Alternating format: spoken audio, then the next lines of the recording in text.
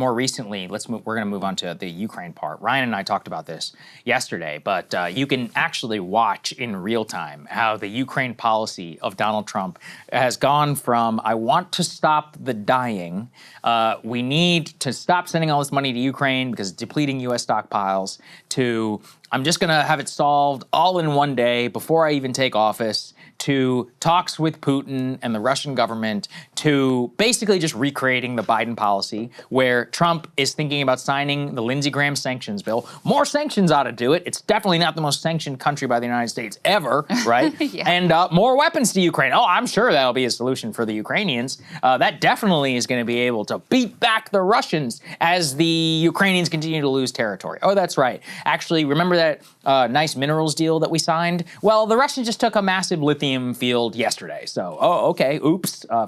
Might have been better to sign some peace deal or something earlier, even if you're just looking out for American interests. But that's where Trump is now. And perhaps the reason is that Putin sees Trump as a massive bluffer. He believes he doesn't really have to play ball with the U.S. really if he needs to, because he knows that even to the extent of maximum realistic Ukrainian support, he can just continue this war on forever. The last 2 days in Ukraine have actually been some of the biggest bombardments ever, over 1,000 drones that have come down on the city. He clearly doesn't care. And also, he believes here with Trump that he's not necessarily a useful negotiator. So we had some actually interesting audio that just leaked from Trump where he told people behind the scenes, I believe this is during the campaign trail, that he was, quote, going to bomb the shit out of Moscow if they continued the war in Ukraine. Let's take a listen.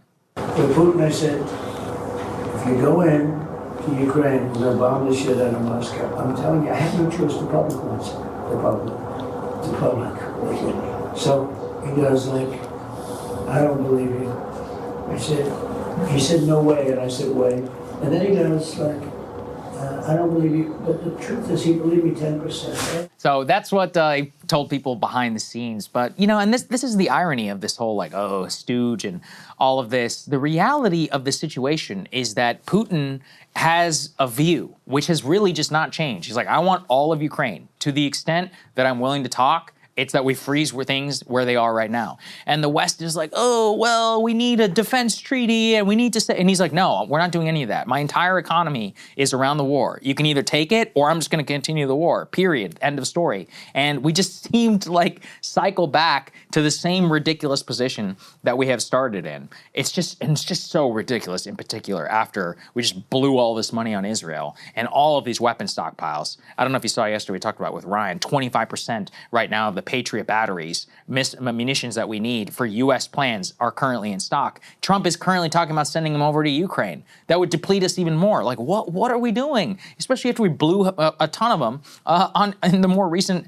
Israel attacks. So it's just counter to like any sort of coherent project around this thing. And here's Trump being asked yesterday, because of the chaos around the pause, which has now been restarted. Don't worry, everybody. The weapons are on their way to Ukraine. Here's what he had to say. Well, I haven't thought about it because we're looking at Ukraine right now and munitions, but I have not gone into it. If a decision was made, I will know. I'll be the first to know. In fact, most likely I'd give the order, but I haven't done that yet. So what he's talking about there is that originally there was a pause put into place to pause the weapons. Then Trump apparently, according to him, didn't know about it and came out and was like, oh no, actually we're going to restart it. But this just goes to show that, and part of the reason I would even defend any idea of a pause, because Krystal, doesn't that seem consistent with the policy set by the administration? Yeah. Why would the president need to approve this thing that he said he was going to do? Right. This was a basic framework of the Trump campaign and promises from the very first day. So of course that would be the policy. And because Trump is who he is, he's just switching things around all the time. And then this morning I see Rubio and Lavrov are meeting in Malaysia. So I'm like, who the hell knows? Yeah, well, did you see, I mean, this kind of fits with this idea of like different factions of the administration are just sort of freelancing and not coordinating and not running things up the chain. There were 2 tracks to get a deal with Venezuela. Oh yeah, we talked about that yesterday. Oh, did you talk about that yesterday? A little bit. I missed it. Yeah. To try to secure the release of some American prisoners that are being held by the Venezuelans. And you had Marco Rubio offering one deal, and then Rick Grinnell offering a different deal that was a better deal, right, to the same guy. And so you're like, what is going on here, right? And so even though I think you're right that because Trump was so clear about like, we're going to do this, and you know, I mean, maybe it's obviously much less clear, but I think there was a justified legitimacy to, you know, the State Department, the Defense Department being like, okay, yeah, this is the policy, and so we're going to pause these weapons. At the same time, people do need to know what's going on. There needs to be some sort of coordination. And under Pete Hegseth, the Pentagon is a shit show. Like, it is a backbiting, messy, chaotic shit show. And I just don't think that there is any denying that at this point. And this is one instance where it sort of comes to the surface. You know, on the substance here with regard to Ukraine, and I think you and Ryan said something similar yesterday, like, having an ideology and a goal is going to be no ideology and no goal every day. And you see the same thing with regard to the policy vis-a-vis Iran.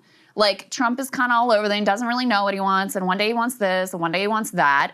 Bibi Netanyahu frickin' knows what he wants. And so because he's going to be relentless in pushing for his objective, consistent with his ideology and his goal, eventually he's gonna get it. And so, you know, it's the same thing you see with Ukraine, like the Lindsey Grahams of the world, the Vladimir Zelensky's of the world, they know what they want. And they are going to continue to push it relentlessly until they get it. And I think Trump came in with just like a foolishly naive view of what it would take to resolve a conflict that is now very difficult to resolve. Even if you came in and you were focused on it and you were intelligent about it and you had a specific goal in mind of here's how we're gonna resolve it, even under those circumstances, it would be very, very difficult. But he came in thinking he's just like, oh, I'm the great deal maker and we'll figure it out. And I have a great relationship with Putin. And so I trust him. We're going to be able to work it out. No, you're not. No, you're not. And so congratulations, America. Basically, you've got another forever war here. The most likely track is we're just going to continue shipping weapons bit by bit. And, you know, it'll continue to be this sort of like grinding, intractable conflict over years and years and years. And the next president's going to inherit it. And they're just going to, like we did in Afghanistan, just sort of stop talking about it and have it be on the back burner and just persist in this policy that's, you know, ongoing and horrific and it has this terrible human toll, because that is the path of least resistance. That is the path of least resistance. That's why we stayed in Afghanistan for so long, because the moment that you actually pull the plug on that conflict, look what happened to Joe Biden. His approval rating was destroyed and he never, ever recovered, because when you end in conflict, you have to reckon with the failures of that policy and what it meant to get us to that point. I totally agree. All right, let's move on to the Democrats. Hey, if you like that video, hit the like button or leave a comment below. It really helps get the show to more people. And if you'd like to get the full show ad-free and in your inbox every morning, you can sign up at breakingpoints.com. That's right. Get the full show, help support the future of independent media at breakingpoints.com.